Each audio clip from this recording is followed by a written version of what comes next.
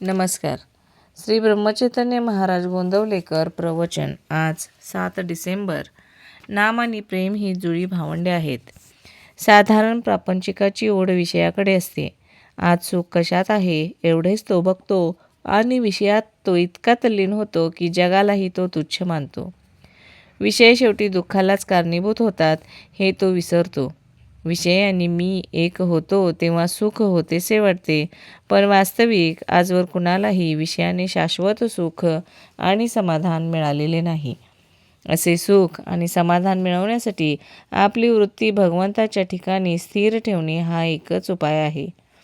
वृत्ती नेहमी एकाकार व्हावी, पण ती विषयात न होता नामात व्हावी, हेच सर्व संतांचे सांगणे आहे. मनाला उलटे केले की नाम हा शब्द तयार होतो. याचा अर्थ असा की नाम घेणे म्हणजे मनाची विषयाकडे असलेली ओढ उलटी फिरवणे.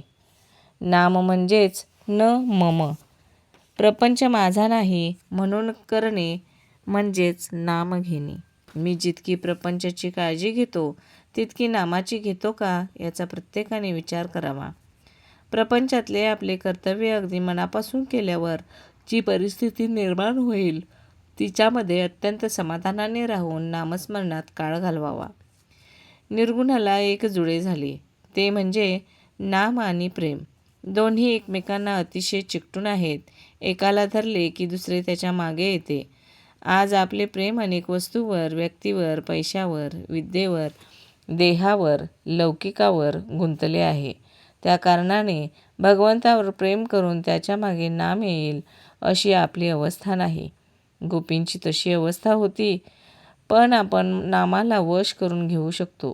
ते झाले की भगवंताचे प्रेम आपोआप येईल. घरादारावर प्रेम सहवासाने बसते, मग नामाचा सहवास केला तर प्रेम का लागणार नाही? खरोखर या जगात कुणाच्या बुद्धीला पचविता आल्या नाहीत अशा कितीतरी वस्तू आहेत. मुलाला आपल्या बापाचे बारसे पाहणे जसे शक्य नाही, तसे मी कोण आहे हे बुद्धीने ओळखणे शक्य नाही.